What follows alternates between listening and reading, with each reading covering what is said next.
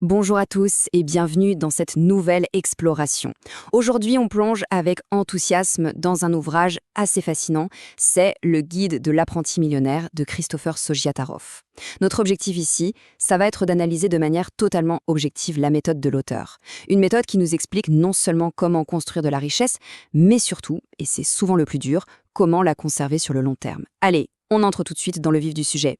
Dès les toutes premières pages, l'auteur s'attaque à un mythe vraiment tenace. On a souvent tendance à croire, à tort, que la richesse, c'est un truc strictement réservé aux grands gagnants du loto ou alors à quelques génies qui auraient un don inné. Eh bien, Sojiatarov nous dit que c'est absolument faux. La richesse, ce n'est pas du tout une question de chance, de destin ou de magie. C'est en réalité une mécanique ultra précise qui s'apprend. C'est tout un système très structuré d'habitudes, d'état d'esprit et de compétences en gestion du temps. Et quand on applique ça rigoureusement, ça produit des résultats vraiment tangibles et mesurables. Et pour bien faire comprendre pourquoi la majorité des gens n'atteint jamais cette fameuse aisance financière, le texte lâche une statistique choc. 3 heures et 47 minutes. C'est le temps moyen que l'on passe chaque jour devant la télévision ou d'autres divertissements passifs. Rien que ce chiffre, ça pose immédiatement le principe fondamental du livre, à savoir qu'il y a un potentiel énorme qui est gaspillé tous les jours. Un potentiel qui, s'il était utilisé pour apprendre, créer ou se développer, pourrait complètement changer une trajectoire financière. Ça fait réfléchir, non ? Alors, le plan d'action de l'ouvrage, il est très clair et s'articule en 5 étapes. D'abord, l'état d'esprit du millionnaire, ensuite le piège de la victimisation, la roue de la vie, les lois du temps et enfin, vaincre la procrastination. On commence donc avec la première partie, l'état d'esprit du millionnaire et comment évaluer son potentiel. Pour vraiment comprendre cet état d'esprit, l'auteur nous propose un exercice. Il s'agit d'évaluer notre propre potentiel de départ. Et honnêtement, sa méthode de calcul est assez surprenante. Chaque individu commence avec un capital fictif de 20 points. Ça, c'est le potentiel de réussite. Ensuite, on applique un système de notation assez brutal, avec des points en moins selon nos choix de vie et nos fardeaux quotidiens. Par exemple, le mariage, ça enlève 2 points. Avoir des enfants, c'est moins 5 points. Un travail super envahissant coûte encore 5 points. Et s'affaler devant la télé tous les soirs, bam, 10 points en moins d'un coup. Sans parler de la dépression qui ampute carrément le score de 16 points. Alors attention, l'idée ici n'est pas du tout de juger ou de condamner ces éléments de la vie. L'auteur veut juste illustrer de façon purement mathématique à quel point nos obligations et nos distractions drainent l'énergie et le temps dont on a besoin pour bâtir la richesse. C'est une vraie prise de conscience. Choisir de s'enrichir, ça demande de compenser toutes ces déductions par une discipline de fer. Ce qui nous amène à la deuxième partie, le piège de la victimisation, ou comment surmonter l'auto-sabotage. Cette phase du livre explore vraiment en profondeur toutes ces barrières psychologiques qui nous maintiennent coincés dans une spirale d'échec. L'ouvrage détaille 3 indicateurs très précis pour opérer cette fameuse mentalité de victime. D'abord, il y a le blâme. On connaît tous cette habitude un peu toxique de toujours pointer du doigt son patron, l'économie mondiale ou même ses proches pour justifier une situation qui ne nous convient pas. Ensuite, la justification. C'est quand on essaie de se convaincre que, finalement, l'argent n'est pas si important que ça, souvent en le comparant maladroitement à l'amour. Et enfin, le 3e indicateur, ce sont les plaintes. Et sur ce point, l'auteur met en lumière une dynamique super intéressante. Les personnes qui se plaignent, tout le temps, deviennent de véritables aimants à négativité. Elles attirent uniquement des problèmes au lieu d'attirer des opportunités d'affaires. Tout ça nous mène à une thèse centrale du livre, qui est d'ailleurs volontairement provocatrice. Une victime vraiment riche, ça n'existe pas. L'argument de l'auteur ici, c'est qu'il faut faire un choix radical si l'on veut réussir. Quelqu'un peut très bien chercher à attirer l'attention et la compassion des autres en jouant constamment la victime des circonstances, pas de souci, mais s'il veut acquérir de la richesse, il doit prendre ses responsabilités.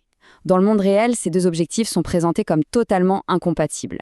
L'énergie qu'on dépense à se plaindre, eh bien, c'est littéralement de l'énergie volée à la création. Passons à la 3e partie, la roue de la vie et l'art de visualiser son équilibre. Pour sortir de ces schémas qui nous bloquent et enfin reprendre le contrôle, le livre ne se contente pas de faire des constats, il propose des solutions concrètes. Et ça commence par un petit cadre d'auto-évaluation qu'il appelle la roue de la vie ou la roue du savoir. L'exercice est simple. On doit évaluer de manière très honnête 8 secteurs cruciaux de notre existence. Ça va de la santé aux finances, en passant par les loisirs et l'amour. On leur attribue une note de 0 à 10. Le but, obtenir une espèce de photographie instantanée de notre satisfaction globale pour repérer tout de suite les domaines qu'on aurait un peu trop négligés. Et c'est là que l'auteur sort une métaphore redoutable pour bien nous faire comprendre l'importance de cet équilibre. Imaginons un peu, comment est-ce qu'une bicyclette pourrait avancer le long des canaux d'Amsterdam si ses roues avaient la forme de ce graphique, complètement irrégulier, avec des gros creux et des bosses liées aux mauvaises notes de certains secteurs. Évidemment, la balade serait incroyablement chaotique, douloureuse et on avancerait à 2 à l'heure. C'est une image vraiment percutante pour démontrer qu'une amélioration personnelle doit être équilibrée.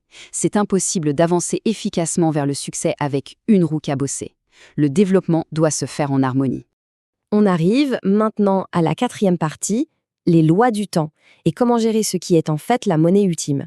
Quand il aborde la gestion de l'emploi du temps, le livre affirme haut et fort que le temps est notre véritable monnaie ultime. C'est un produit infiniment plus précieux à investir que l'argent en lui-même.